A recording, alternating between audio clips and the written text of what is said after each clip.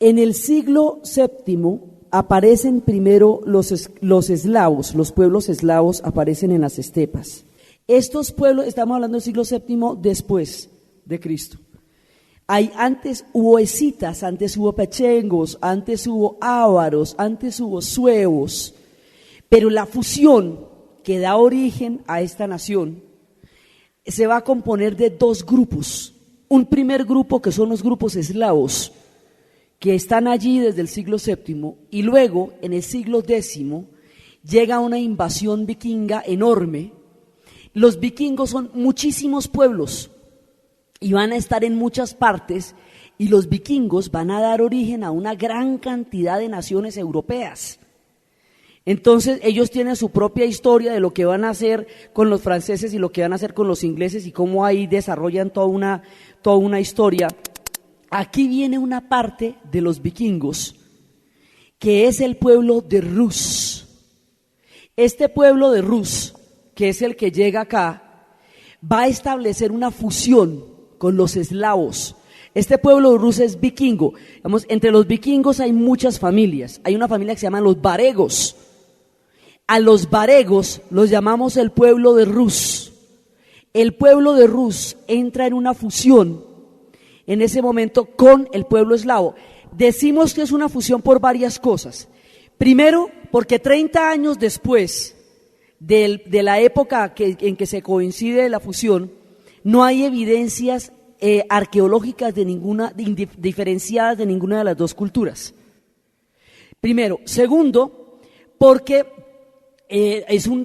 no hay evidencias de un acto de fuerza, de un acto de invasión. No hay evidencias de violencia. Esto parece que fue un acuerdo para el momento en que llegan los varegos y los vikingos ya hace mucho más tiempo que son una civilización y tienen unos niveles de organización mucho más consolidados y más poderosos que los eslavos. Entonces los eslavos lo que van a hacer es proponerles un trato. Entonces hagamos un solo pueblo, y hacen una especie de sociedad que fusiona a los eslavos con los varegos, y los varegos, la tribu de Rus, van a poner la primera generación de gobernantes, la primera estirpe de gobernantes. Entonces los primeros gobernantes hasta los Ivanes son todos varegos de la línea vikinga, y empiezan ellos primero a tener una unidad administrativa, una primera consolidación. Y entonces ahí viene toda la estirpe de lo que va a ser Rurik, de lo que va a ser Oleg, Olga, Vladimiro, viene toda esa estirpe, y en esa época empiezan a fundar la primera de las Rusias. Van a ser muchísimas Rusias. La primera de las Rusias es la Rusia de Kiev, es la primera. Ucrania significa frontera, es la primera de las madres, es la Rusia de Kiev. Entonces se empieza a fundar esa Rusia, y ya en tiempos de Vladimiro, que son hay varias etapas. Hay una etapa en la que Olga va a heredar el trono después de la muerte de su esposo Oleg, y Olga no se puede, una mujer si llega a casarse puede perder la autonomía del reino. Entonces los drevlianos le propusieron matrimonio con el príncipe de los drevlianos, y otro pueblo le propuso matrimonio. Al primero que le propuso matrimonio, al mensajero lo quemó vivo y al otro lo ahogó, para que quedara claro que ella no se quería casar con nadie. Entonces, ya entendido sobre el asunto, ¿sí? Nadie más le volvió a proponer nada, pues mejor dicho, no, ni un tintico, nada, porque es peligrosísimo. Y ella, es la primera de estas grandes mujeres que va a tener Rusia, que va a tener unas mujeres tremendas. Entonces, ella mantiene la hegemonía y mantiene la condición autónoma del pueblo de Rus. Al mismo tiempo que se están desarrollando los pueblos de Rus, hay muchos otros pueblos alrededor. Se están desarrollando los pueblos lituano-polacos, que son germano-escandinavos, son pueblos, los lituanos son germanos, los polacos son eslavos. Hay otro poco de reinos ahí que se están desarrollando y que van a entrar en permanentes conflictos, y en una época van a ser hegemónicos unos y en otra época otros. Y eso va a determinar los ciclos de expansión y los ciclos de consolidación del pueblo de Rus. Entonces, ahora, la relación con los eslavos es una relación muy importante, porque eso es toda una familia. Los eslavos son originarios de las estepas rusas, es donde primero los detectamos. Esos eslavos van a tener una migración hacia abajo y van a llegar a Europa y van a llegar a los Balcanes. Según donde se hagan los eslavos, se van a llamar de una manera. Entonces, los eslavos orientales los llamamos rusos, ucranianos, bielorrusos. Bielo es blanco, la Rusia blanca, se llaman así por los trajes blancos que ellos usaban. Los eslavos del norte y el noreste son checos y polacos y eslovacos. Los eslavos del sur son croatas, son serbios, son montenegrinos, ¿sí? Esos son los eslavos del sur. Entonces, yugo significa sur. Mucho más adelante, cuando se conforme la nación con esos pueblos, será la nación de los eslavos del sur, la Yugoslavia. Entonces, todos estos pueblos, lo que son checos, eslovacos, polacos, eslovenos, croatas, serbios, montenegrinos, rusos, bielorrusos, ucranianos, todo ese combo es eslavo. Y las relaciones entre ellos son relaciones muy importantes. Y los lazos paneslávicos son unos lazos muy fuertes a lo largo de la historia. Y de todas maneras, la madre de todo el mundo eslavo es Rusia. Rusia es el referente, además es el origen de donde vienen todos los pueblos eslavos. Entonces se va formando esta primera Rusia, la Rusia de Kiev. Entonces ya con la organización social, digamos con la organización administrativa, política, que se produce con la fusión de los eslavos y los varegos, entonces ya en tiempos de Vladimiro va a hacer una alianza con la iglesia de Bizancio, con Constantinopla. Y va a ser una alianza en los términos en que ellos les van a dar su religión y los otros les van a dar su pueblo. Entonces eso convierte a Rusia en un estado confesional desde los más tempranos orígenes. Y ella es desde entonces la Santa Madre Rusia. La religión en Rusia es una cosa esencial y el poder está totalmente ligado a la estructura religiosa, porque la fusión se hizo desde arriba, se hizo desde el mismísimo gobernante con Bizancio. Entonces, permanentemente van a haber vínculos muy fuertes hasta que finalmente haya una fusión y el imperio bizantino en su última hora de decadencia termine virtiendo todo su caudal cultural en Rusia. Y Rusia será la heredera de Bizancio, cuando Bizancio ya no dé más. Pero los vínculos están desde muy temprano. Entonces ellos son ortodoxos y eso es toda una mirada sobre el mundo y su concepto religioso es un concepto religioso profundamente místico, profundamente arraigado, también terriblemente lacerante. Digamos, si uno quiere ver que es una disquisición ortodoxa, se pone a mirar a Alyosha Karamazov, ¿sí? Ese tipo dando el garrote con la religión en los hermanos Karamazov, ¿sí? Es una cosa fuerte lo que significa esa religión para ellos y el carácter sagrado de la madre, la Santa Madre Rusia. Esto es un estado, digamos, confesional. Esto para contarles cuando intenten abolir la religión en Rusia, lo complicado que va a ser eso. Y por qué el resurgimiento de las iglesias va a tener un papel tan importante en todo esto, porque son iglesias profundamente fuertes. Entonces, ellos se entroncan con un montón de historias de un montón de pueblos. Porque Bizancio llevará su caudal hacia la historia rusa, porque los mongoles van a determinar después una parte importantísima de la historia rusa. Entonces ellos están salpicados de las historias de todos los pueblos. Entonces ellos entran en Bizancio. Cuando Bizancio llega allá, Bizancio ya ha hecho la ruptura con Oriente hace rato, ya la ruptura de la Roma de Occidente y la Roma de Oriente ya se hizo. Ya se hizo la ruptura, digamos, fundamental. Para el momento en que nace Rusia, ya hace rato están separadas las iglesias de Roma y las iglesias de Bizancio.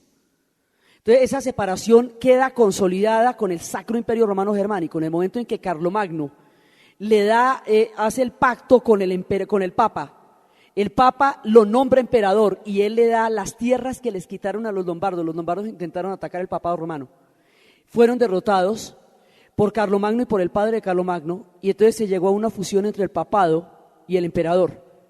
El Papa va a tener tierras, esas tierras van a ser los estados pontificios, el patrimonio temporal de San Pedro, se le llama así. Y va a reconocer como emperador a Carlomagno. Cuando reconoce como emperador a Carlomagno, inmediatamente ahí se produce la fractura con Bizancio. Porque en Bizancio hay un emperador, si usted reconoce otro, rompió. Entonces se produce una ruptura política, hay una ruptura religiosa de fondo. Los ortodoxos no creen en el carácter humano, son las viejas discusiones, no creen en el carácter humano de Jesús, sino en su naturaleza divina, eso se llama el monofisismo, ¿sí? Eso es una sola naturaleza, un monofisismo que es la naturaleza divina. Eso parte el concepto teológico de las dos iglesias. Las iglesias ortodoxas no tienen una sola cabeza, como sí tiene la de Roma. Roma está articulada alrededor de la figura del Papa, y toda la gente que se dice de la iglesia católica, apostólica y romana, cuando usted dice católico, apostólico y romano, usted está diciendo que no es ni ortodoxo, ni es griego, ¿sí? Y que obedece a la iglesia del papado de Roma. Cada una de esas cosas tiene un significado teológico preciso, por el cual hubo cualquier cantidad de batallas. Entonces, las iglesias ortodoxas tienen cabezas separadas. Son iglesias separadas en la medida en que hay un patriarca de Chipre, hay un patriarca de Grecia, hay un patriarca de Rusia, hay un patriarca de cada una de esas iglesias, y estaba el emperador y el patriarca de Constantinopla. Constantinopla era, digamos, de donde irradiaba todo, pero cada una de esas iglesias son separadas en su estructura y en su jerarquía. Entonces, una parte de esas iglesias va a llegar a los Balcanes con Cirilo y Metodio, y por eso una parte de los Balcanes es ortodoxa, que es Serbia. Van a llegar allá y van a traer el alfabeto griego, que es el alfabeto, de la base del alfabeto griego sale un alfabeto que es el alfabeto cirílico, que es el de los ciclos de cine ruso, que uno ve todo eso, una ve una película rusa y en los créditos, ¿sí? Entonces, se llama así por Cirilo. Entonces, ese Bizancio que les llega a ellos es un Bizancio que tiene una profunda influencia griega, porque en un principio esa es la iglesia, la Roma de Oriente, pero poco a poco la influencia latina se va a ir disolviendo en el mundo bizantino, y la influencia griega va a ser cada vez más fuerte, hasta que finalmente en Bizancio se termine hablando el griego mucho más que el latín. Entonces, toda esta influencia griega, ortodoxa, bizantina, con el alfabeto cirílico que viene del alfabeto griego, todo eso va para Rusia derechito, por la vía de la fusión primero de la unión con Vladimiro, y luego esto se va a volver, esto se consolida mucho más adelante cuando Iván III se case con Sofía Paleólogos, la hija del emperador asesinado de Bizancio. Ahí en ese momento se fusionan los dos imperios, por eso es mucho más noche. Pero desde el principio de los tiempos esta gente es ortodoxa, y la fe de la religión ortodoxa hacia la esencia de la cultura rusa y le imprime un carácter particular a ese pueblo, y todo lo que decimos acá está ilustrado magistralmente en su literatura. Esa es la fuente más maravillosa donde uno quiere ver cómo es esto. Uno tiene que leer a Tolstoy y ver ese hombre cómo se debate en esos dilemas éticos tan desgarradores, y si uno está ya para emociones fuertes, Dostoyevsky, digamos, ya si uno quiere dar duro, entonces se mete con Dostoyevsky, y eso es, mejor dicho, Honduras del alma humana, ¿sí? O los ven en el festival de teatro, siempre traen clásicos rusos en los iberoamericanos de teatro. Si uno quiere la dulzura, la ternura y la tragedia, uno lee a Chekhov. Digamos, hay para todo, ¿sí? Hay para todo, porque ellos son, digamos, uno de los bagajes más diversos, más profundos y más hermosos del alma humana en la literatura que esta gente produjo. Entonces, resulta que ellos tienen su Rusia y todo, y llegan a hacer una Rusia, les queda lo más de linda y todo, encantadora de Rusia de Kiev, ¿sí? Y ahí se baten con los demás reinos, pero bueno, más o menos ahí nos vamos. Cuando llegan los mongoles, y ahí sí nos fregamos, porque los mongoles arrasan. Entonces, digamos, en todas las historias que hemos contado sobre Asia, llegamos todos los días al mismo punto, cuando llegan los mongoles, ¿cierto? Y otra vez tenemos que volver a unificar las tribus de la estepa con la marca de sangre que salió en la mano de Temujin, que unificó las tribus, que agarró los caballos y llegó hasta el otro lado del mundo. pero como llegó hasta el otro lado del mundo, entonces la historia de los mongoles modifica la China, modifica la Rusia, modifica Persia, modifica Afganistán, modifica todo el mundo del Asia, lo que van a hacer los mongoles. Entonces los mongoles son estos pueblos de las estepas, esas estepas frías, esos desiertos gélidos, donde habíamos dicho que ellos nacen, que eso es un peladero, que para donde uno se mueva cualquier cosa es cariño, porque ahí no hay nada. Entonces ellos para donde se asomen más chévere, pues porque nacieron en el peladero máximo del mundo. Ahí lo único que usted puede coger es un caballo y una carpa y hágale. Entonces, porque estos tipos de verdad, eso por allá no pasa nada chévere. Esa parte de la Mongolia interior es una cosa muy complicada. Entonces ellos arrancan, tienen los caballos estos Tarpei que contamos que tienen los pies como los de Maradona, pero 4. Entonces, y arrancan, 180 kilómetros diarios cubrían ellos, y se habían inventado una curiosidad que les permitía el desplazamiento y les permitía la capacidad de agresión, que era el estribo. Con el estribo tienen las manos libres. Al tener las manos libres y nacer ellos atados a los caballos, ellos podían disparar flechas de una manera tal que inundaban los pueblos sedentarios. Esto es una movilización de 3 millones, son las hordas. Y esas hordas mongolas tenían una serie de características, movilizaban a veces 3 millones de caballos, ellos tenían de a 3 cada uno para montar, otro para comer y otro para ir bebiendo de él. Entonces esos caballos salir a breviar, cuando iban a brevar acaban con todos los nacimientos de agua, los jardines, pues 3 millones de caballos. Entonces ellos secaron muchas tierras, ellos pasaron por todas partes, pasaron por Bagdad, pasaron por las grandes civilizaciones, pasaron por toda la ruta de la seda, pasaron por todos los grandes lugares y los destruyeron. Y fue una destrucción masiva la que los mongoles hicieron sobre todo el Asia, y lo que ellos pasan destruyendo son las grandes civilizaciones. Destruyeron pues todo, destruyeron Pekín, destruyeron Bagdad, destruyeron Persia, las grandes ciudades de Isfahán, toda de Kashgar, todas esas y toda la parte de la ruta de la seda, Pamir, todo eso lo fueron destruyendo los mongoles y a Rusia la pulverizan. Decían los delegados que miraban las evidencias que habían encontrado huesos en lo que antes fue una gigantesca ciudad. Pero los rusos tienen una cosa lo más de particular. Ellos, en lugar de ponerse a reconstruir todo eso, se mueven, van para otro lado. Ellos no se ponen a reconstruir todo el esplendor de la Rusia de Kiev, sino que montan otra Rusia. Primero en Novgorod, que se llama Ciudad Nueva, y luego en Moscú. Y van avanzando, entonces ya esa primera Rusia ya no es solamente en Kiev, que es la capital de lo que hoy es Ucrania, sino que ya se va corriendo para Novgorod primero y para Moscú después. Entonces ahí tenemos una Rusia más grandecita. La historia de esta primera etapa de los rusos es la historia de su expansión, de cómo van a llegar a tener un imperio, semejante imperio, que va a ser la 6ª parte del planeta Tierra. Entonces ellos empiezan por toda la zona. La primera Rusia es la de Kiev, aquí, ese es el origen histórico de la nación. Entonces ya cuando la cosa se complica, llegan los mongoles, es que los mongoles, eso es lo que llamamos un costa a costa, los mongoles arrancan desde la Mongolia interior y arrancan por todo esto acá, en la estepa. Estos pueblos tienen, arriba tienen los hielos, abajo tienen la taiga, la tundra y luego la estepa. Entonces, y en la mitad del bosque. Entonces los mongoles llegan hasta el otro lado. Los mongoles se hacen, mire, desde acá más o menos, arrancan hasta aquí y llegan hasta Hungría.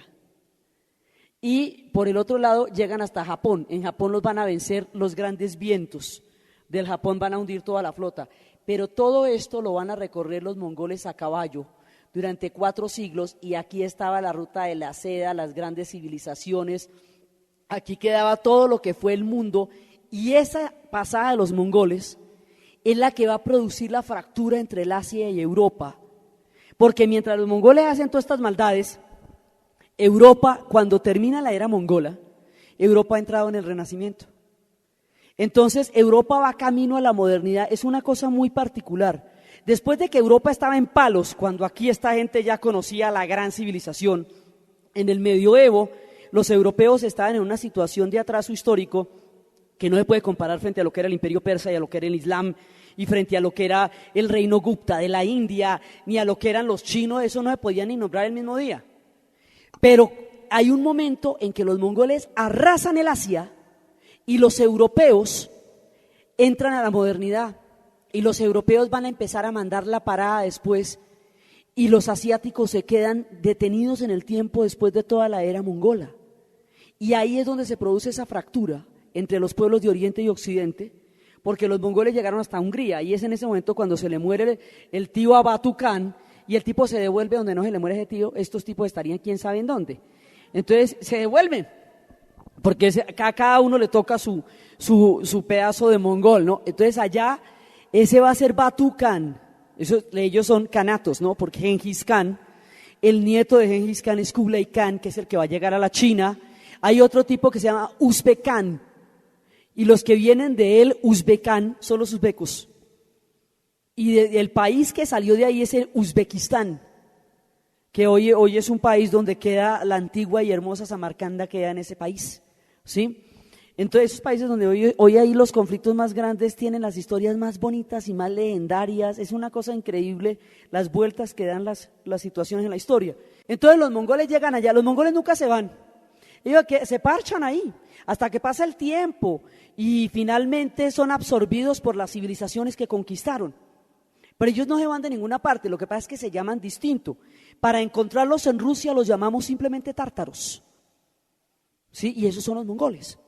Pero ahí están todos, y entonces ellos hicieron los canatos, el canato de Crimea, el canato de la Horda de Oro, todos los diferentes canatos, el canato de Siberia, que es toda la época del mundo mongol, y entonces era lo que ellos les contaba, que ellos cogían un pedazo de carne, de caballo, lo metían debajo de la silla y cabalgaban con eso 180 kilómetros.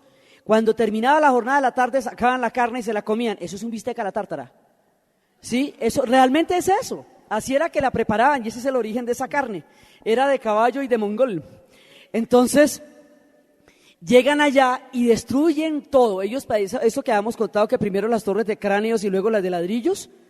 Llegaban ellos, acaban con todo el mundo. De los 4 gatos que quedaban se hacían amigos, porque ¿qué más? Pero había que sobrevivirle pues para poder uno ser amigo de ellos. Entonces ellos son de civilizaciones claramente inferiores a los pueblos que conquistaron. Entonces por eso ellos adoptarán la cultura de los pueblos a donde llegaron. Se volverán islámicos en el mundo musulmán, se volverán una dinastía en China, se volverán la dinastía Yuan, se volverán tártaros y se quedarán en Rusia y ahí van a formar parte. Rusia es una melange de identidades y de pueblos, de una diversidad que uno no se logra imaginar. Ahí no son ni prójimos unos con otros. Hay una película que se llama Iván el Terrible, de Eisenstein. Lo que tiene, uno ve la coronación de Iván el Terrible, que eso es como con 4.000 extras, y ningún extra es parecido al otro.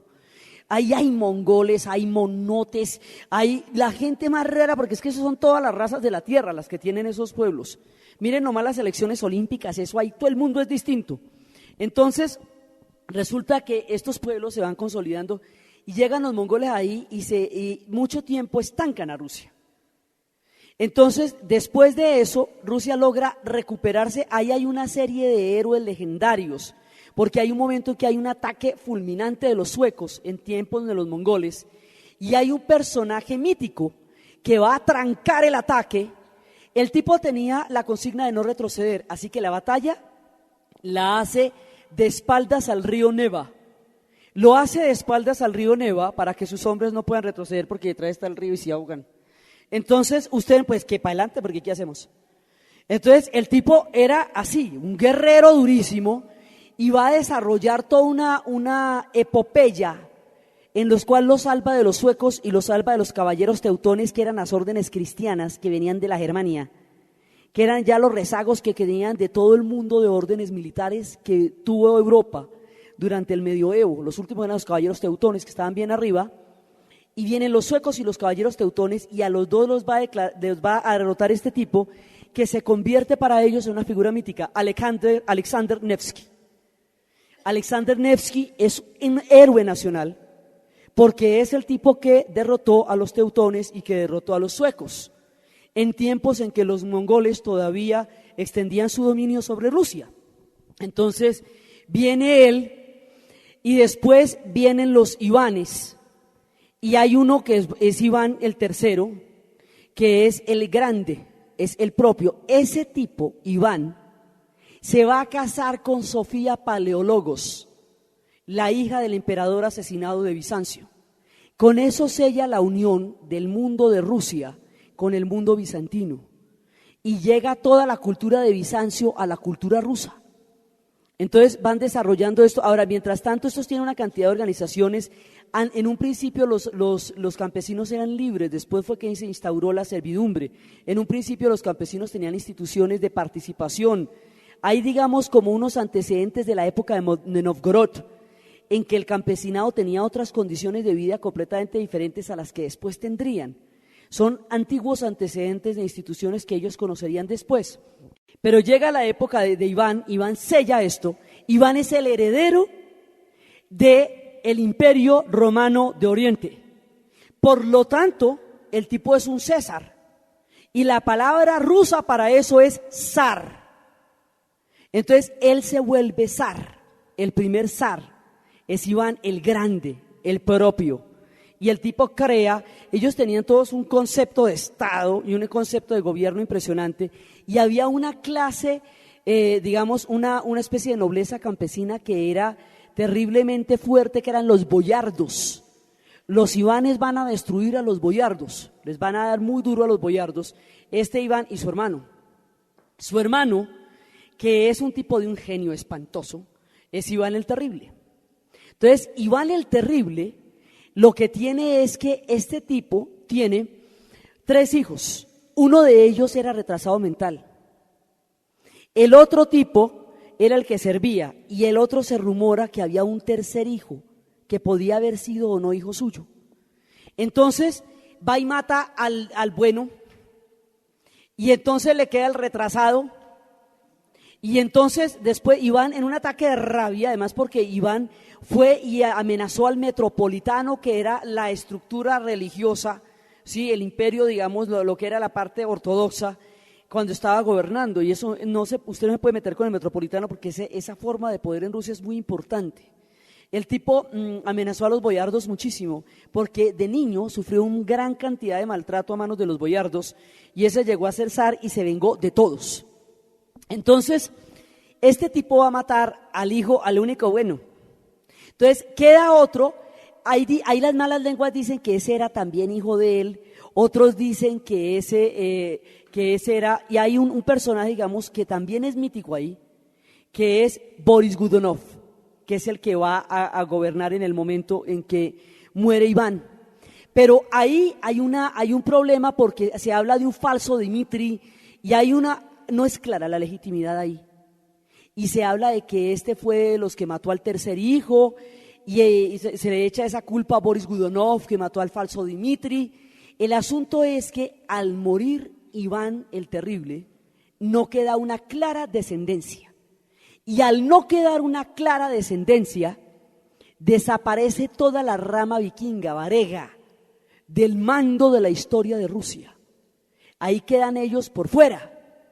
Entonces, hay una época, mire, la historia es muy chistosa porque ahí hay una época de caos, los años turbulentos.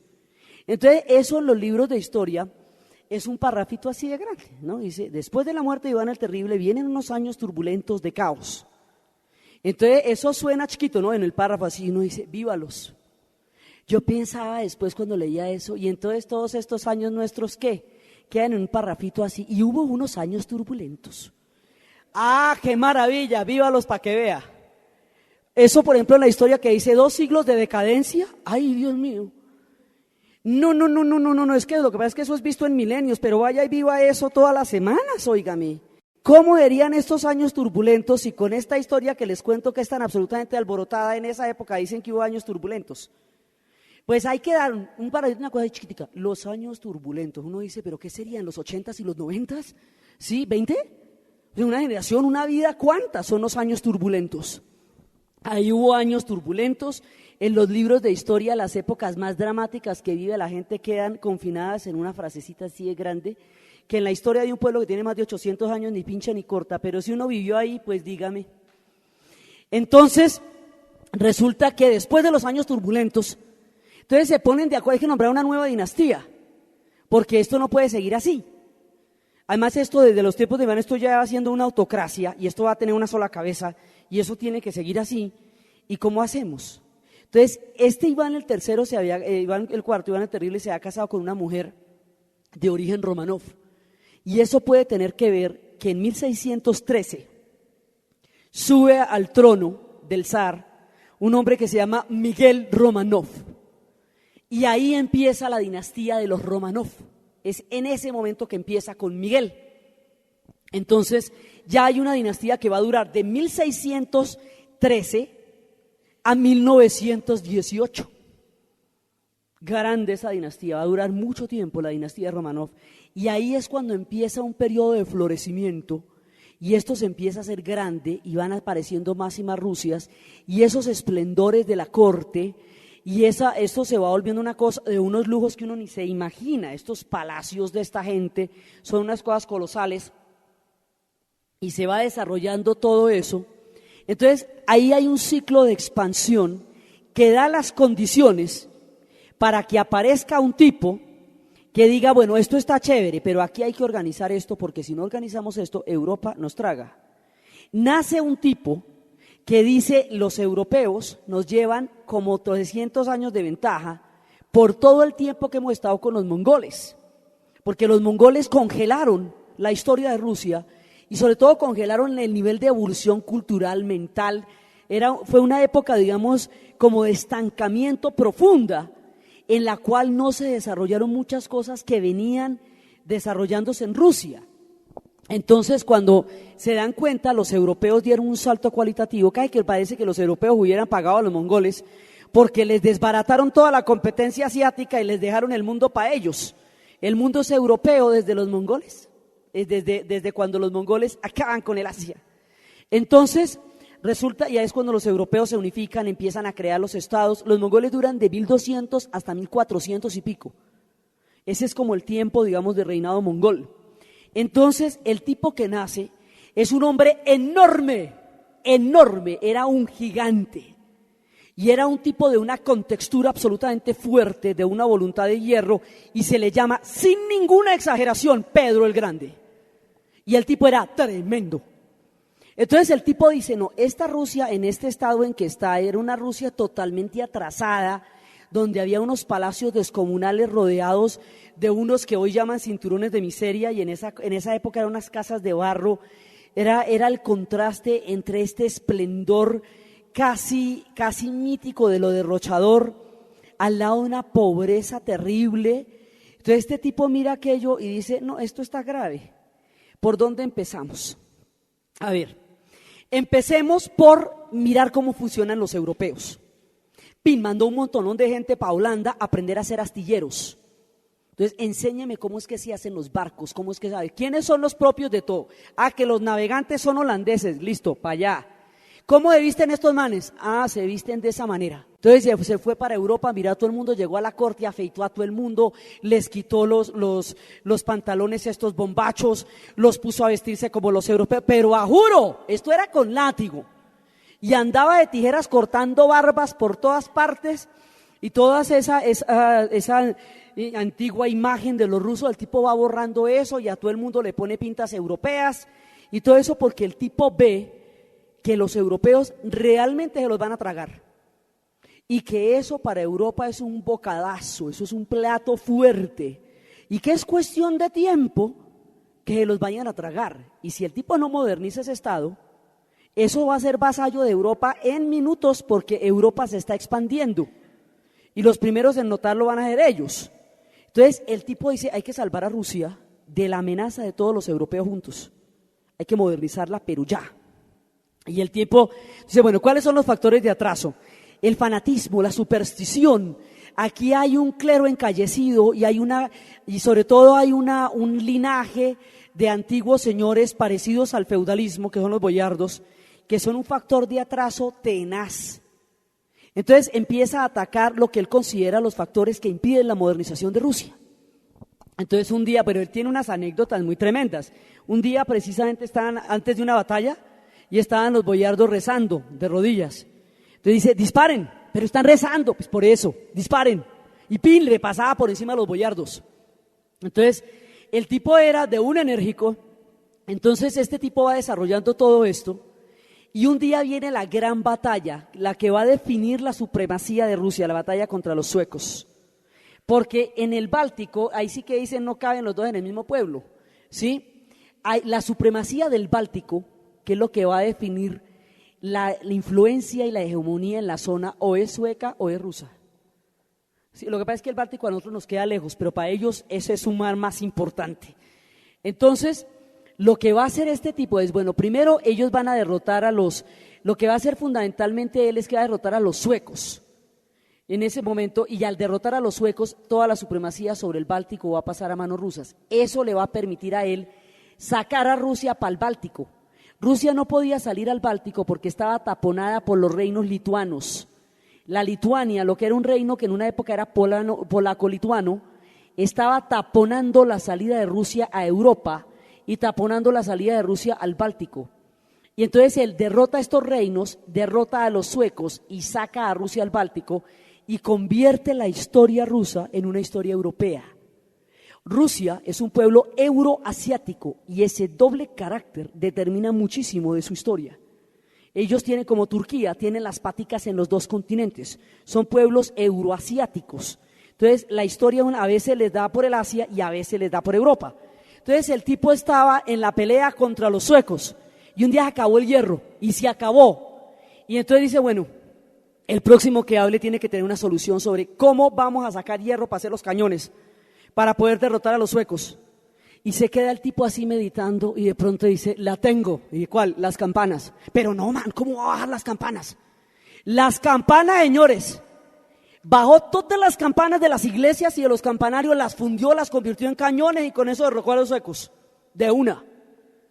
Entonces, bueno, no, el nivel de enfrentamientos que este tipo generaba eran enormes, pero él era el zar de todas las Rusias. Esto es una autocracia y aquí no le estamos preguntando a nadie. Pedro no era un tipo de andar consultando. Entonces, porque para poder hacer esas reformas de esas, pues el tipo tenía un poder total. Entonces, el tipo va a derrotar a los suecos. Y con la derrota de los suecos, el tipo va a crear un monumento, digamos, algo que inmortaliza todo lo que fue ese episodio con los suecos, la salida de Rusia al Báltico. Entonces el tipo con los prisioneros suecos, con los campesinos de la zona, con toda la gente, va a arrastrar a pueblos enteros hasta los límites del dolor y los huesos. Sobre los huesos de esta población, sobre toda la cantidad de miles de hombres que se arrastraron con él por los pantanos y por las nieves, va a crear en uno de los puntos más altos y gélidos de la tierra, sobre los huesos, sobre los hielos, una ciudad absolutamente colosal que va a llevar su nombre, San Petersburgo. Y ahí desplaza el eje histórico que primero fue Kiev, que luego fue Novgorod, que luego fue Moscú, a San Petersburgo. Y de ahí para adelante San Petersburgo va a ser el eje, el epicentro de las Rusias, y la historia de Rusia será desde entonces una historia europea, y será así por él, San Petersburgo, una ciudad que tiene toda la magnificencia de lo que este hombre fue, y que es de todas maneras uno de los orgullos de la humanidad, es San Petersburgo. Eso después la llamaría Leningrado, otra vez la volvieron a llamar San Petersburgo, pero se llama así por él, y fue hecha sobre los huesos de los prisioneros suecos y de toda la cantidad de campesinos que había en la zona. Y desde ahí la historia de Rusia se vuelve europea, y Rusia entra en la modernidad, y ahí le gana la batalla a los lituano-polacos, que durante mucho tiempo estuvieron propugnando por la supremacía en esa área del mundo.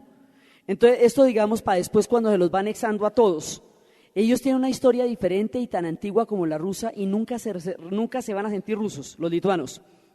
Entonces, eso lo digo porque ese es un punto de quiebre siempre en la historia rusa, Lituania. Por ahí siempre va a haber cantidades de problemas, hasta la disolución empezaría por ahí, empezaría por Lituania. Entonces, hace semejante cosa Pedro, y Pedro dice, pero era un curioso, él era bien curioso. Entonces dice, bueno, ¿y entonces qué habrá más allá de la Siberia? Porque no llega a la Siberia, no, ni se hace todo esto acá. Y como por aquí, ¿qué habrá o qué? Pues para saber. Entonces le dijo a un amigo que fuera a averiguar qué había más allá de la Siberia. Y el tipo se empezó una expedición, imagínense lo que es por entre estos hielos en esa época, saber qué hay más allá de la Siberia. El tipo muere tratando de averiguarlo. Sus ojos no llegan a verlo, pero lo que esa expedición descubre es muy importante, razón por la cual, en homenaje al sacrificio y al heroísmo de este hombre, lo que él descubre llevará su nombre, el estrecho de Bering, en tiempos de Pedro el Grande. Entonces mire ya donde nos baja Rusia, vea, llegó hasta el estrecho de Bering. Entonces, y mire, y va por el Báltico, mire todo esto. Arrancamos de Kiev, Moscú y Novgorod, y mire dónde vamos. ¿Sí? Y mire, ya está ya está saliendo al Báltico. Entonces, por ahí pues ya tan cerquita empezaron a pasar por Alaska, llegaron hasta California. Y donde no lo hubieran vendido a Alaska, los gringos estarían en Bogotá, pues sin duda. Porque si llegaron a California, diga. Entonces llegaron los vendedores de pieles y todas esas cosas que fueron los que atravesaron la Siberia. Y detrás de ellos llegaron las órdenes místicas que buscaban la meditación. Y la Siberia se pobló tanto de tramperos, cazadores de pieles, aventureros, como de hombres místicos que buscaron monasterios para los refugios espirituales de una época turbulenta. Y alrededor de la Siberia hay todas las historias, y eso uno más adelante se leería al Correo del Zar, a Miguel Strogoff, bueno, en cualquier cantidad de historias, cuentos de Jack London que hay también por allá, eso, historias de los hielos, como la Siberia de lo mejor. Entonces, este es el hombre que va a llegar a la Siberia, Bering, ¿sí? Y se van desarrollando, y Pedro desarrolla todo eso. Hay una historia antes de que sigamos. En el siglo VII, antes de que, cuando estamos formando todo esto, hay un pueblo, mucho más adelante, hay un pueblo que se va a ver cercado entre el Islam y el mundo ortodoxo, porque esto va a limitar con el Islam en el Asia. Ese pueblo que se va a ver cercado por el mundo ortodoxo y el mundo musulmán, presionado por las dos religiones, va a optar por una salida, eso siglo X ya, mucho más adelante, va a optar por una salida religiosa muy particular, y es que va a mandar traer de Córdoba un rabino, y se va a convertir al judaísmo, y ese es el pueblo cázaro, y es el origen de los judíos rusos. Es una historia sumamente particular porque dentro del judaísmo, eso es una cosa que usted usted nace judío, nace por la madre, nace de la casa de David. La conversión en el judaísmo es un fenómeno muy, muy raro, y mucho más desde el punto de vista de un pueblo entero. Entonces, entre las muchas poblaciones hay una fuerte población judía que no llega allá de ninguna parte, que es de allá, son cázaros, y que se han convertido al judaísmo a través del rabino de Córdoba, cuando en Córdoba estaban los grandes centros del mundo de Sefarat. Entonces, del mundo del tiempo del mundo sefardí, traen un rabino y crean lo que va a ser la conversión del pueblo cázaro. Y ahí van a quedar los judíos, que van a ser muy importantes después en la historia de Rusia, en todo sentido, en su martirio, en su aporte, en todo sentido. Entonces, se van formando todos estos pueblos. Y ya Pedro lo tiene acá, y ya Pedro le da un carácter totalmente europeo aquí. Y luego, después de él, viene otro descendiente, y luego viene otra que es la que va a seguir lo que él está haciendo. Después de que Pedro muere, a la siguiente generación viene otro, y luego viene la propia, que es Catalina. Entonces, Catalina es en 1750 y pico, Pedro en 1600, y luego ya vienen dos generaciones que continúan, pero no logran la grandeza, y luego sí viene Catalina. Catalina es una chica que al principio la suegra la tutelaba, y ella Catalina pensaba, pero yo sí voy a reinar. No dice nada, creer usted que yo estoy aquí de muchachita, yo sí voy a reinar. Catalina se casó con un tipo que no le servía para nada. Dijo, este hombre está gravísimo, toca matar a este señor. No me sirve para nada este tipo en absoluto. Entonces Catalina lo que va a hacer es que ella va a establecer unas alianzas de todo tipo con la guardia, con el ejército, y ella va a tener un montón de amantes generales y todo eso, y a través de ellos mata al marido y dice, bueno, y a lo que vinimos, a gobernar. Entonces es una mujer absolutamente legendaria. Tiene una vida personal, ella tuvo toda clase de amantes de ella y toda clase de chismes. Mejor dicho, si ella existiera ahora, no dejaría las páginas de todos los tabloides, no existiría escándalo que no se le hubiera atribuido, hasta zoofílica decían que era. No. pero ella era una gobernante de Padre y Señor nuestro. Entonces, ella va a coger toda la herencia de Pedro el Grande y va a decir, pero ella va a plantear una cosa que es brillante. Ella dice, bueno, esto está bien como está, pero para que el proceso de modernización de Pedro el Grande tenga una continuidad, hay que darle una inversión al futuro que garantice que haya quienes tomen las banderas de la modernización. Para eso hay que hacer una inversión en educación gigantesca, hay que crear una clase educada, hay que crear un mundo ilustrado que sea capaz de llevar a cabo un proyecto de modernización. Y si uno ve las historias de los pueblos, la grandeza está asociada a fuertes periodos de inversión en educación. El día que los franceses se ponen serios es cuando logran desarrollarse, y el mayor logro de Napoleón fue el bachillerato. Entonces esta mujer le mete toda la ficha a la educación porque ella va a vivir la ilustración.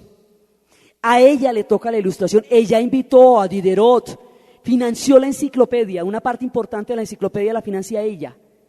Ella invitaba a Voltaire, ella invitaba a Rousseau a tomar tecito a los palacios y echaba la carreta con ellos, tenía todos un centro de discusión, pero a ella de la ilustración le gustan unas cositas y otras no. O sea, a ella le gusta el concepto del conocimiento como factor de perfeccionamiento del hombre.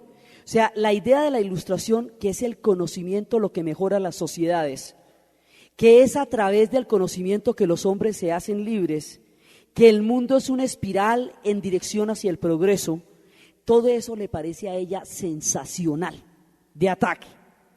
Pero lo que no le parece chévere es que la soberanía esté dada por la voluntad popular y no por el derecho divino de Dios sobre los reyes. Ah, no, tampoco. Entonces ella no cuenta sino la mitad del chisme, porque a ver, ¿no es que ella fue la que lo llevó a Rusia? Entonces ella del chisme cuenta lo que le conviene. Entonces toda la idea de la ilustración en términos de conocimiento sí se la va a contar a los rusos y se la va a transmitir. Pero la idea de la ilustración en términos de cuestionamiento y negación de la autoridad del rey, del absolutismo monárquico, eso no, porque ella es una autócrata, ¿sí? Entonces un autócrata es el gobierno de mi propio poder. Entonces allá sí no, ella los lleva a la corte con tal de que no les vaya la lengua. O sea, no salen ustedes a decir pendejadas por ahí, pues porque tampoco. Sí, yo los traigo, les doy tecito, les financio la enciclopedia y discutimos de lo que queramos, pero sin que se me les vaya a ir la mano, porque en lo que, y más adelante cuando decapitarán reyes y todo eso, ella, ¿vio? No complique. Entonces, pero ella invierte en educación, y ella invierte en educación para desarrollar un proyecto que ella no verá, que 100 años después rendirá sus frutos, porque la gente que invierte en educación no va a ver los frutos, pero los va a sembrar. Ella no va a ver todo lo que ella hizo, en realidad, pero lo que ella hizo quedará con creces retribuido por la historia, porque es ese proceso de educación que ella invirtió en Rusia lo que va a permitir una generación como la de Tolstoy, como la de Dostoyevsky, como la de Turgenev, como la de Gogol, como la de Nabokov, como la de Chekhov. Toda esta gente sale del mundo de la ilustración que Catalina creó para ellos. Ahora, el problema es que es una generación tan supremamente crítica que ellos van a cimbronear las raíces mismas del zarismo. Es precisamente por la capacidad que ellos van a tener de discernir el mundo en el que van a vivir que Rusia se sacudirá hasta los cimientos. Pero la nación intelectual la hizo Catalina y la retribuyeron estos hombres con una pluma eximia. Entonces, ella es grande. Por eso ella es grande, más allá de los chismes de los tabloides, esta mujer era un gobernante. Los rusos han tenido la suerte de tener grandes gobernantes en épocas en que se ha requerido una talla histórica. También les ha ido mal, también en la época más crítica de su historia les tocó el único estúpido de la época, que era Nicolás II, que daba pena. Sí, o sea, ¿cómo les va a tocar ese man en el momento más grave de su historia? ¿Sí? Pero además él da pena porque es que los que vienen detrás eran unos retremendos. Ve, eran unos gobernantes así, y llega uno que no es de este man, era pena, ¿sí? Y cuando ese es hijo del otro Nicolás y de Alejandro, y óyeme, ¿sí? Ahí fue donde pifiaron, pero bueno, nadie puede responder por eso. Pero esta mujer crea esa Rusia. Ahora, todos estos gobernantes, según donde uno los mire, ¿no? Porque los polacos van a cometer un error fatal. Los polacos primero tienen una enfermedad incurable. Ellos tienen mal de geografía. Quedan entre Austria, Prusia y Rusia. ¿Cómo va a quedar uno entre Austria, Prusia y Rusia? Eso es muy terrible. ¿Qué tal? Uno entre los Habsburgo, Federico y Catalina, dígame. 3 imperios en expansión.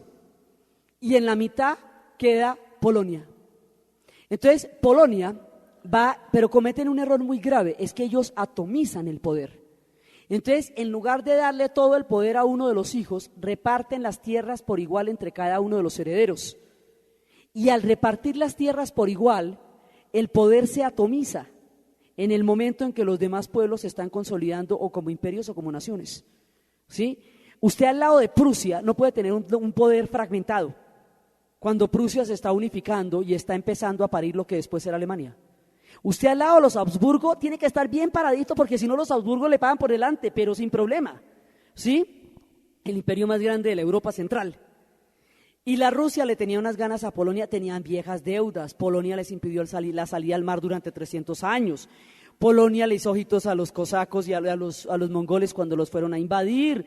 Bueno, cositas de esas, digamos ellos, la relación entre Polonia y Rusia es una relación de odio y de tormento que empieza desde estas épocas y no ha parado. Estos no se pueden ni saludar, porque además Rusia en el siglo XX les va a hacer a Polonia unas maldades, pero unas archimaldades, la cosa más terrible, y los polacos los odian de veras.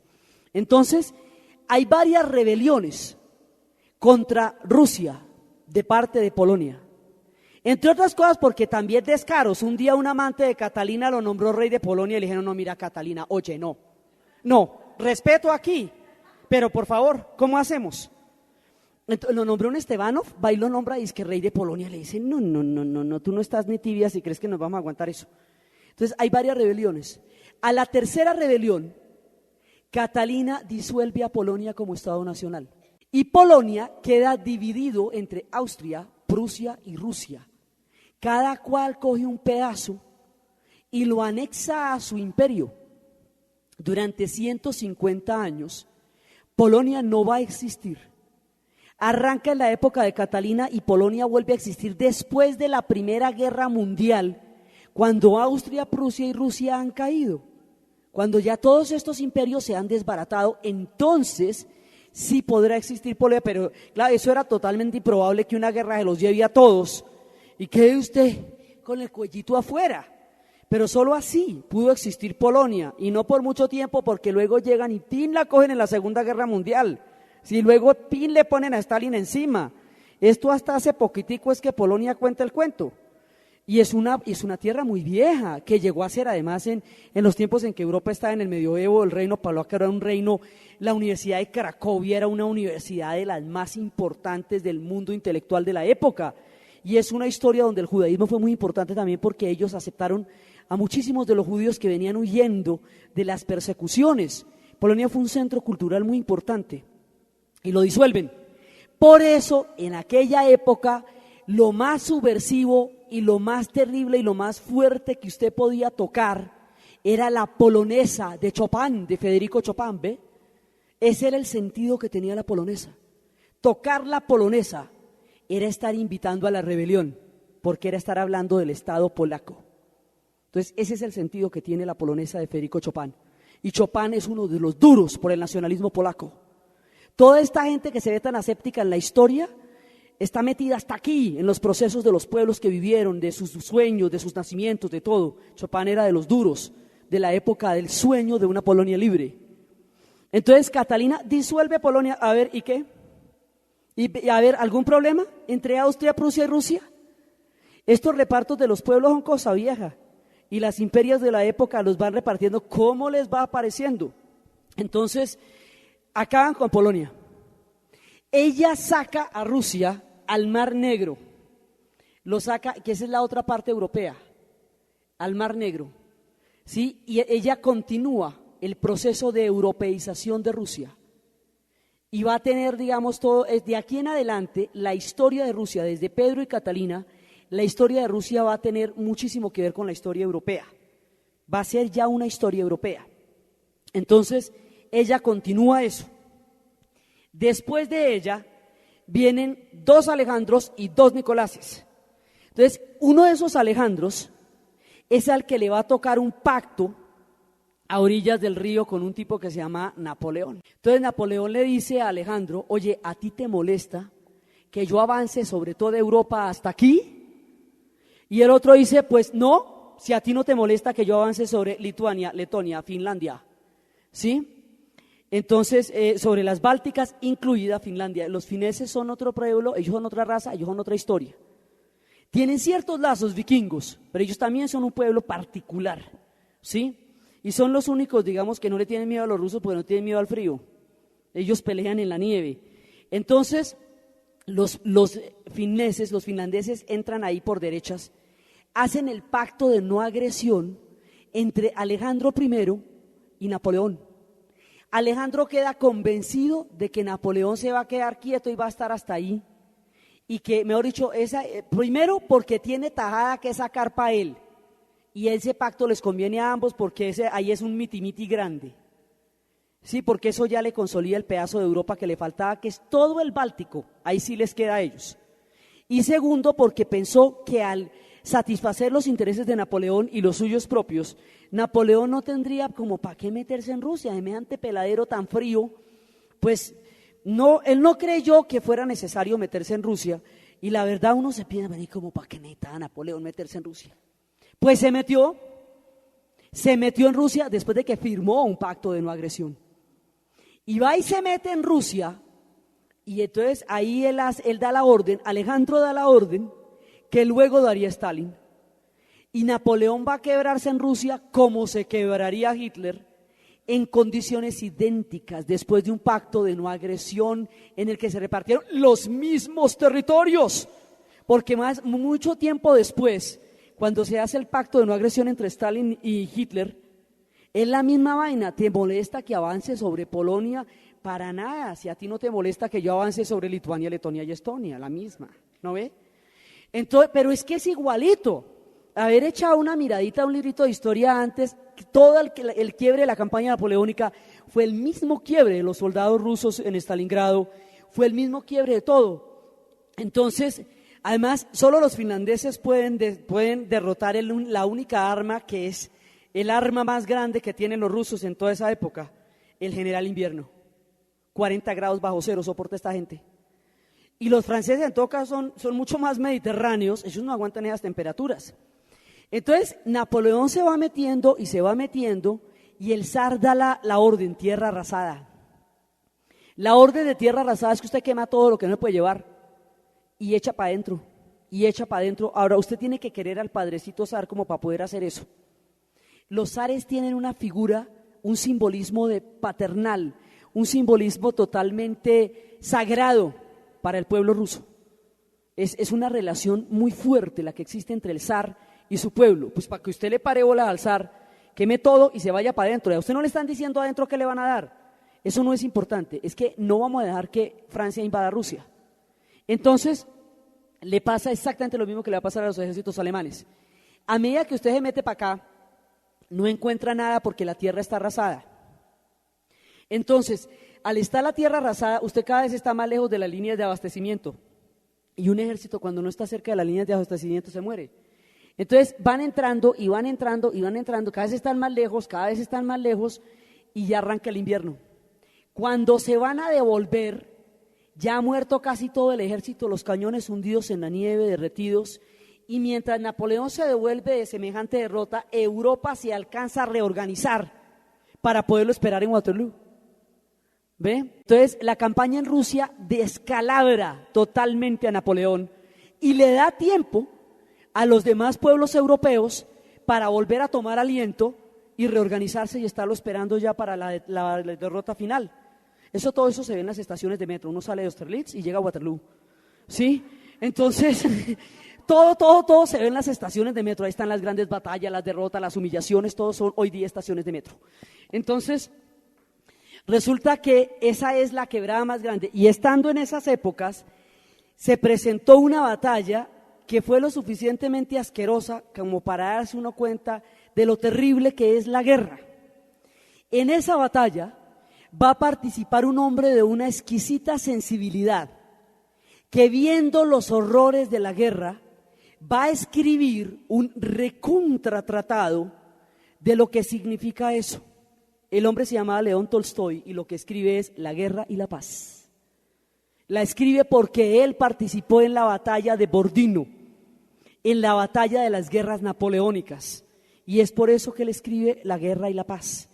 Y es en esas épocas, en las épocas de los soldados y en las épocas de todo esto, cuando él escribe Ana Karenina y cuando escribe Resurrección, y cuando es todo este pueblo pensando a Rusia, pensando el alma rusa, desde lo profundo del alma rusa. Dostoyevski va escribiendo Crimen y Castigo, va escribiendo Los hermanos Karamazov, van contando la Rusia desde su propia alma, todos estos pueblos, desde la burocracia del Estado zarista. Va a escribir Chekhov esas historias de oscuros funcionarios con unas vidas anodinas, completamente grises, incapaces de felicidad interior. Van contando las historias de Chekhov. Entonces, mientras estas cosas va pasando, la literatura va registrando esto. Turgenev era un hombre mucho más universal, siempre lo acusan de no haber sido lo suficientemente ruso, porque estos son rusísimos, ¿sí? Y a él siempre lo acusan de que él era mucho más un hombre más cosmopolita, pero bueno, ese era Turgenev, ¿sí? Y van creando todas estas historias de Nabokov y todo eso, que le van contando uno estampas a profundidad de lo que es el alma rusa que se ha formado ya entonces. Pasan estos, Napoleón es derrotado allá y eso le da una sensación de triunfo a Rusia muy grande, porque a ver quién más cuenta ese cuento. Fue en Rusia, o sea, ya en Waterloo le dan el puntillazo, pero el tipo viene agotado de Rusia. Sin la campaña en Rusia, quién sabe si lo hubieran podido derrotar. Entonces ellos tienen en su historia esos chulitos, y también a los alemanes realmente los que los derrotaron finalmente fueron los rusos en Stalingrado. Eso después veremos cuando nos llegue el momento de dejar los huesos de 300.000 alemanes enfriándose en Stalingrado. Eso es una cosa absolutamente tenaz.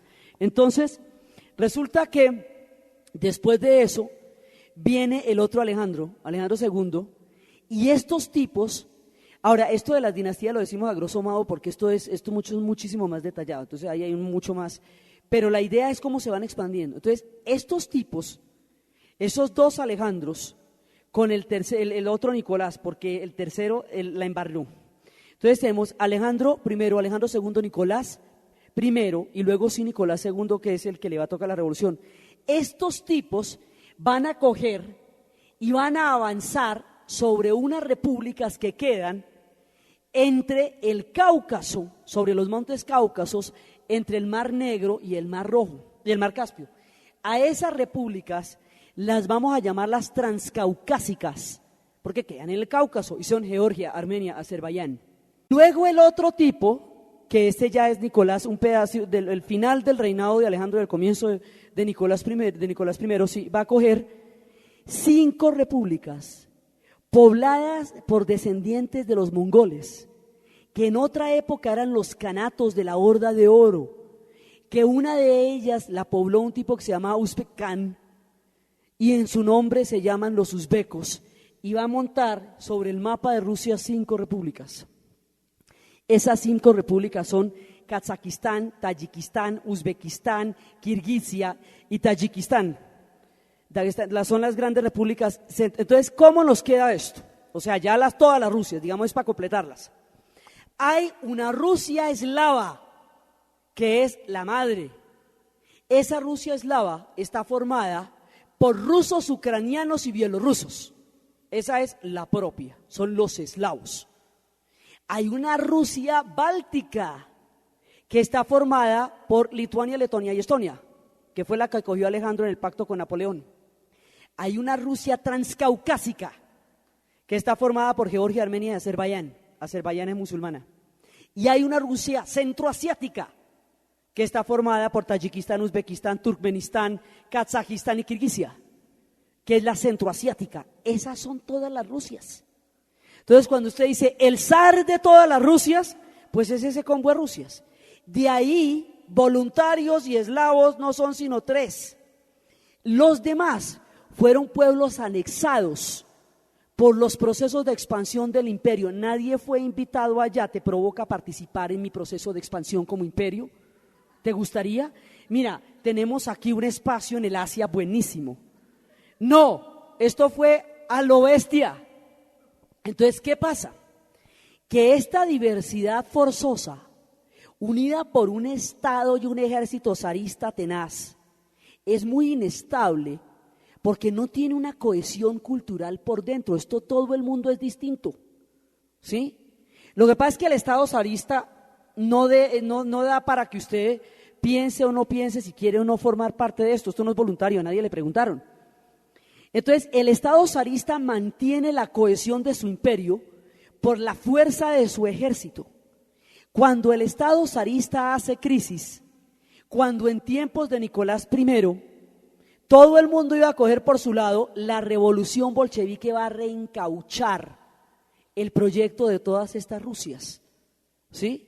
Y por otra vía y por otro cuento, el comunismo va a continuar el esquema de los zares. Las revoluciones tienen la tendencia a sentirse fundacionales, a creer que ellas empezaron y terminaron el mundo, y cuando uno va a ver, continúan muchas cosas que venían de atrás. Después vamos a ver que Stalin usted lo entiende mucho más como zar que como comunista, porque como comunista el tipo las embarró con todas.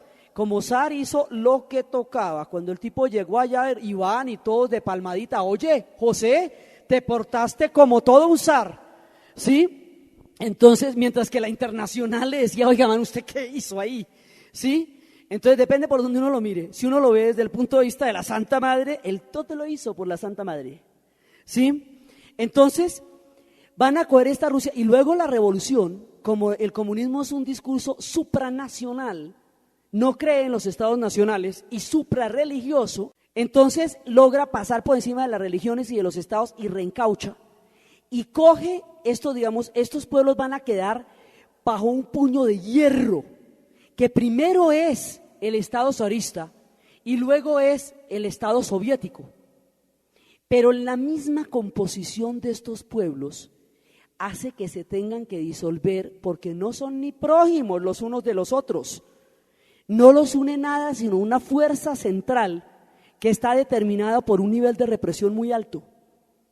Entonces, lo que para nosotros fue la sorpresa de la disolución, en realidad es un problema aplazado que tenemos desde la conformación misma del Estado ruso. ¿Ve? Porque si usted coge un poco de pitas y las mete debajo de un puño, las pitas están no porque tengan ningún nudo entre ellas, sino porque es que están con un puño el tenaz. Si yo suelto el puño se caen las pitas. Y la primera eso revienta por lo más delgado. Por eso cuando se disuelva la Unión Soviética, se va a disolver por Lituania. Se va a disolver por Lituania, Letonia y Estonia. Porque a ellos eso fue un ajedrez de ping-pong ahí el tenaz, porque ellos, para poder hacer la revolución, Lenin se los entregó supuestamente a los alemanes. Pero como los alemanes perdieron la guerra, los alemanes quedaron independientes de chévere, ahí de carajazo. Y luego duraron 20 años independientes, felices de la vida, y luego llega Stalin y tenga, y otra vez los metió allá. Entonces ellos nunca se van a reconocer como rusos, nunca. Ellos no hablan ruso, ellos no se sienten rusos, ellos hablan lituano, ¿sí?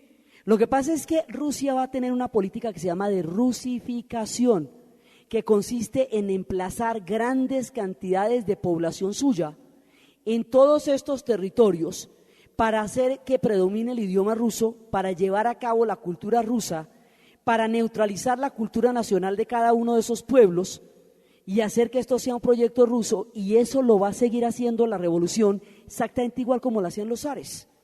Lo que se llama la rusificación y la política de colectivización forzosa de Stalin es un mecanismo mucho más tecnificado y sistemático de lo mismo que hacían los zares, que era coger y poner enclaves rusos en cada uno de estos pueblos para hacerlos rusificantes.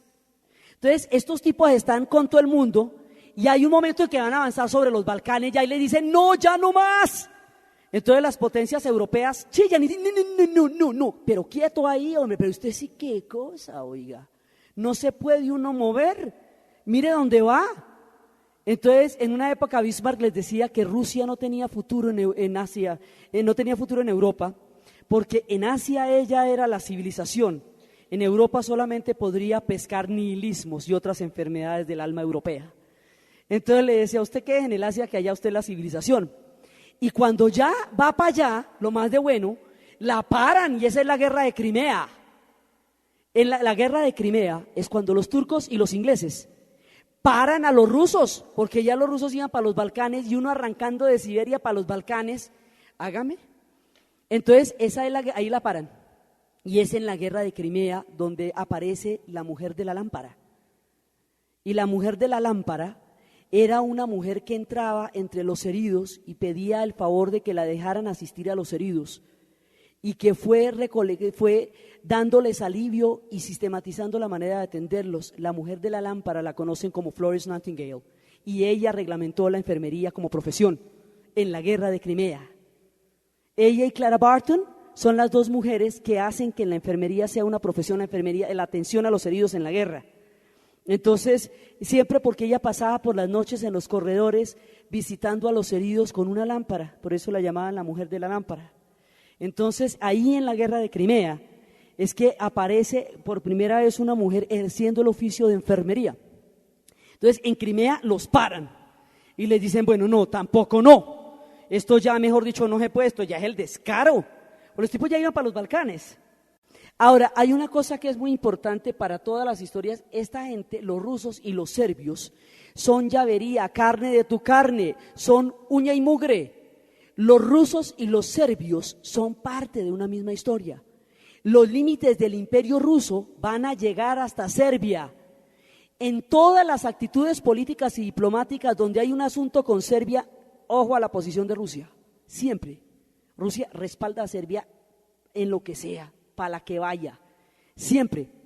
Entonces, esto lo digo porque el día que Austria-Hungría ataque a Serbia, Rusia se va a tener que meter y estallará la Primera Guerra Mundial, ¿sí?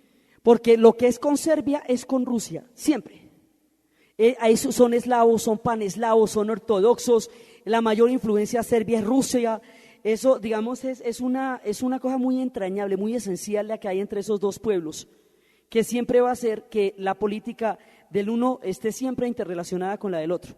Vamos a ver cómo les va ahorita con los juicios, cuál va a ser la actitud de Rusia, hay que mirar, porque Rusia tiene que ver en todos los asuntos serbios siempre. Entonces, ya nos queda esta rusiotota tan supremamente grande, la paran en Crimea. Ahora, obviamente, con un nivel de expansión tan grande, pues ellos se las van a tener que ver con todos los imperios, porque mire, al estarse expandiendo sobre el Cáucaso, inmediatamente le están pisando los callos a los turcos, al imperio turco otomano que se está expandiendo para el mismo lado, entonces tienen que agarrar con ellos necesariamente. Al estarse expandiendo sobre las repúblicas centroasiáticas, en algún momento nos va a llegar donde Afganistán, ¿cierto? Y esos son los límites de lo que va a ser la expansión de los ingleses. Entonces, de para abajo vienen los ingleses en todo lo que es la India, en todo lo que va a ser la India. Y en esa época Pakistán era la India. ¿Se acuerda que Pakistán no existe sino desde 1947? Antes de eso Pakistán es la India y sale. Entonces, en la medida en que los ingleses vayan entrando allá, los ingleses están entrando en el territorio de Afganistán. Los ingleses pierden la Segunda Guerra contra los afganos, pero trazan un nuevo límite, corren la frontera para tener más colchón para parar el avance del imperio zarista por el Asia Central. Entonces, correr la frontera la van a llevar hasta un sitio que es el único punto por donde se puede pasar en esa montaña, que se llama el Paso Khyber. Y el Paso Khyber es el centro del conflicto ahorita. Entonces, esa parte queda en poder de los ingleses, tratando los ingleses de establecer una especie de colchón entre la expansión del imperio zarista y su propia expansión. Entonces, entre la expansión del imperio zarista y la expansión del imperio británico y la expansión de los turcos, están los afganos en la mitad del corredor viendo cómo les pasan los imperios por encima. Entonces, toda esta zona de ahí, de lo que fue la ruta de la seda, se vuelve, mire, el Tarim, que era la cuenca más importante del tiempo de la seda, todo eso se vuelve un corredor entre la expansión de los imperios, ¿sí? Los persas de todas maneras siguen existiendo, están un poquito maltrechines, pero todavía existen. Entonces, toda la geopolítica de la zona la va a determinar la expansión del imperio zarista por el lado del Asia y por el lado del Transcáucaso. Entonces, ellos están metidos en todo y ninguna de las conversaciones que tengamos ahora los excluye para nada. Ellos tienen las paticas metidas en todas partes. y tienen las paticas metidas en el centro del Asia. Y ahí desarrollaron una población mongola que llegó a tener 80 millones de habitantes en 5 repúblicas centroasiáticas, que fueron las que le dieron un colchón a la hora de la disolución, pero que también se fueron. Entonces, ya nos queda una Rusiotota de 22 millones de kilómetros cuadrados. Colombia tiene 1,5 millones y esto es grande. Échese carretera para que vea. Entonces, auménteme esto en 22 millones de kilómetros cuadrados. 22 millones de kilómetros cuadrados es una sexta parte de la superficie de tierra del planeta, el resto es agua. O sea, que lo que es caminable es ruso, cae todo, ¿sí? Y es en esas épocas de la guerra de Crimea cuando sienten inminente la invasión de los ingleses sobre Alaska, que deciden los rusos, ¿qué carajo? Igual nos van a quitar Alaska en algún momento, se la vendemos a los gringos. Y se la venden a los gringos por 7 millones de pesos, de dólares en esa época. 7 millones de dólares costó la venta de Alaska. Entonces, Alaska queda vendida, por eso les digo que si no la venden, estarían ahorita en Bogotá los cazadores de pieles de la Siberia, ¿sí? Y ahora, todavía en esa época no existía el petróleo, como digamos no se sabía la importancia, y el petróleo en Alaska todavía no se había descubierto. Pero eso hizo que Rusia llegara hasta Bering. La venta de Alaska hace que Rusia quede en Bering y no en California. O si no se hubieran agarrado con todo el proyecto, porque el proyecto norteamericano y el proyecto ruso son 2 proyectos de expansión totales. Lo que pasa es que el uno se expande por frontera abierta, que era que usted llegaba y corría y hasta donde le diera el cuero ponía una estaca y la tierra era suya, ¿sí? Y el otro se expande por expansión imperial. Pero los 2 son proyectos expansivos, así que en algún momento se van a encontrar en la mitad del planeta Tierra sentados en una conferencia repartiéndose el mundo, ¿sí? Entonces, resulta que ahí nos queda una recontra Rusia y hasta ahí no lo ha parado nadie, eso sigue y sigue y sigue, pero todo el mundo crece a la par. Entonces, ahí también va a haber un proyecto de expansión que está planeado para 400 años. En Japón, la dinastía Meiji suprime los shogunatos, unifica el Japón, desarrolla un proyecto imperial, industrial, militar, que la va a llevar a convertirse en una gran potencia. Mira hacia adelante y ve esa China, mire, ella aquí paradita, ¿no? Entonces, ella mira hacia adelante y ve esa China tan chévere, totalmente llena de hidrocarburos y de todas esas cosas. China tiene una cosa que los japoneses se mueren por ella, la Manchuria. Entonces, mire el Japón acá. Ellos son muy queridos, pero no tienen muchas cosas. Ellos lo que tienen es un ingenio tenacísimo, pero no, mire, la Manchuria tiene todo lo que necesita el proyecto de expansión japonesa. Y la Manchuria, pues obviamente también por ahí los rusos están avanzando. ¿Usted qué cree? ¿Que eso estando ahí no avanzan? Entonces, aquí hay un momento en que ellos se van a tener que encontrar por esto, porque son 2 procesos de expansión, ¿sí? Entonces, mire, para poder entrar en la Manchuria, que en ese momento ya es dominio ruso, porque todo esto era parte de la época de los mongoles y de los kanatos y toda esa vaina, y la China está despedazada. La China en el siglo XIX, apague y vámonos, eso lo llaman la muerte en los 1000 pedazos, está repartida por todo el mundo, solo le han puesto rayas. No. La China en el siglo XIX es una cosa de sentarse uno a llorar. Entonces, aquí no llaman a la hora del té, porque los chinos no pueden mover eso. Entonces, ¿qué pasa? Que para poderse meter en la Manchuria es la materia prima de todo el proyecto de expansión japonesa. La Manchuria garantizará los hidrocarburos que necesite Japón para convertirse en el proyecto imperial. El otro problema es que Japón está superpoblada, siempre está superpoblada, ¿no vio cómo los meten en los metros? Con esa discreción, pero empujaditos, suavecito pero embutidos, ¿sí? Entonces, Japón con ese problema de superpoblación decide empezar a mandar colonias japonesas por todo el mundo, porque no le caben ahí. Y mire la Manchuria tan grandota, porque además de rica ella es grandota. Entonces, chévere, o sea, todo lo que necesita Japón lo tiene enfrente, mire, y la ve, además ella se asoma y ve a Manchuria y tan chévere. Pero esa Manchuria tiene a los rusos ahí, el imperio zarista lo tiene ahí, y entonces pues toca vérselas con el imperio zarista si usted quiere meterse en la Manchuria, y la Manchuria es el objetivo 1A de los japoneses, Siempre ha sido el objetivo 1A de los japoneses. Y en tanto, mejor dicho, eso no es ni para descuidarse ahorita, eso de la Manchuria jamás. Los japoneses siempre se han querido meter ahí. Además, eso es un territorio, digamos, que en ese momento estaba en disputa. Y por eso van a tener un enfrentamiento aquí en Puerto Arturo. Y en Puerto Arturo se van a enfrentar un ataque de Japón a la flota naval del ejército zarista. Va a ser fulminante. Les van a acabar toda la flota en Puerto Arturo. Ya estamos en el año de 1905 y ya estamos con Nicolás II. Entonces, en el momento en que atacan la flota japonesa en Puerto Arturo, la flota rusa, destruyen toda la naval, toda la capacidad naval que tenían los rusos en ese momento. Esto es un ataque, pero mire, aterrador. Y las batallas que se van a dar ahí son unas batallas tenacísimas que van a ser en guerras de trincheras. Además, lo que pasa es que nadie les para bolas, no había ni miniseries, pero eso es bravísimo y son los antecedentes de lo que va a ser la Gran Guerra. Ahí fue donde se dieron las primeras batallas de trincheras. Y los rusos quedaron más aburridos. Entonces dicen, ¿y ahora? Porque eso aguantaba mientras fuera imperio, pero ya los pararon en Crimea. Y ahora les dan durísimo, ya vendieron la Siberia, la Alaska, y ahora les están dando durísimo en Puerto Arturo. A todas estas, Rusia se había convertido en un imperio, pero la situación del campesinado no se ponía más chévere. Ellos lo que quedan eran orgullosos y vanidosos, que tan bueno el imperio, pero ahí, ¿yo cómo hago para comer del imperio? Entonces, resulta que la situación de los campesinos se fue llevando a la servidumbre. Se volvieron siervos, cosa que no eran. En la época de Novgorod, esos campesinos eran libres. Es en la época de los Ivanes que se institucionaliza la servidumbre y sale un decreto que dice que un hombre no puede dejar a su amo, nunca.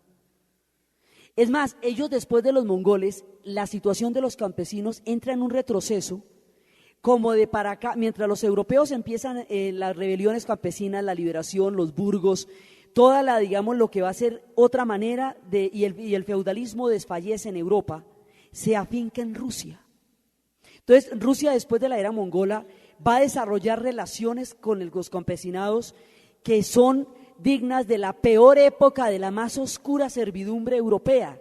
Y esa servidumbre se va a mantener así. Y en tiempos de Alejandro I, después va a liberar a los siervos, pero les va a meter una mano de impuestos, que eso le sale lo comido por lo servido. Entonces, el nivel de miseria que alcanza a tener el campesinado en esa época es una cosa tan terrible que comían una mezcla de viruta con harina en invierno. Y la gente que tenía cucarachas en su casa era una maravilla porque se considera que había desperdicios. Luego había algo que se comieran las cucarachas, ¿sí? Entonces, pero aguantaban porque eran imperio y porque eran el zar de todas las Rusias y el padrecito y todo eso. Cuando la derrota de Puerto Arturo, ya ni tampoco imperio. Entonces, la quiebra que eso produce en el espíritu ruso, porque ya no hay ninguna justificación para la miseria que esta gente vive. Entonces, como no hay ninguna justificación para la miseria que esta gente vive, ellos van a suplicarle al padrecito zar que los alimente, que por favor los alimente, que porque ellos no pueden vivir más en esa desolación. Entonces, ahí hay un proceso, digamos, hay un momento en que toca hacer las reformas, hay un momento en que toca hacer cambios. Y el padrecito zar no puede ver ese momento, porque no tiene los ojos para verlo. Hay un par de tipos que son reformadores y este tipo no los va a dejar hacer nada. Uno que es de White y otro que se llama Sviatopolsk Minsk. Y entonces, bueno, ese tipo con ese nombre tan largo tampoco lo van a dejar hacer las reformas. Europa desarrolló sistemas parlamentarios, sistemas de representación. Europa se gastó el siglo XIX en establecer otro tipo de relaciones, donde hubiera parlamentos muy costosos. Las revoluciones románticas se hicieron por eso. Se crearon los estados nacionales. Es muy doloroso, pero el proceso lo completan hasta llegar a tener una institucionalidad capaz de absorber cambios y transformaciones y de representar la sociedad. Eso no le va a pasar a Rusia, porque el único momento en que eso le podía pasar era cuando estaba Nicolás y Nicolás no lo permitió. Entonces, estos tipos le suplican, por favor, que los alimente, Y el tipo les contesta mandándoles la guardia cosaca para que les hablara a cabeza a sablazos. Y eso va a desatar, eso se llama el Domingo Sangriento de San Petersburgo. Y eso va a desatar una rebelión que se va a traducir en el Domingo Sangriento de San Petersburgo, en la huelga general en la fábrica Putilov. Rusia tiene muchísima gente, entonces aunque no sea un país industrializado como Alemania, sí tiene mucha gente. La fábrica Putilov tenía 36.000 trabajadores y Rusia no era un país industrializado, pero era más grande que cualquier fábrica de Alemania, solo porque los rusos son muchísimos. Entonces estalla la huelga general, el Domingo Sangriento de San Petersburgo, y en ese momento es cuando en Odessa, alrededor de Odessa, va a haber una flota de marinos. Los marinos tienen una situación tan miserable ahí como la que tenían los campesinos. Entonces los van a obligar a comer una carne agusanada que le hervían los gusanos de la manera más horrible. Y los tipos dicen, no me como eso, me da pena, pero no. Entonces nombran a un poco de grumetes para que fusilen a los soldados que no se comieron, a los marinos que no comieron la carne agusanada. Los grumetes, en lugar de fusilar a sus compañeros, se voltean y fusilan a los oficiales de turno. Y estalla la rebelión del acorazado Potemkin. Entonces el Potemkin entra en rebelión y la población empieza a estar en rebelión y hace las señales para que el resto de la flota se pliegue a la rebelión. La flota se pliega a la rebelión y la población de Odessa sale masivamente a apoyar la rebelión del Potemkin y estalla la revolución de 1905.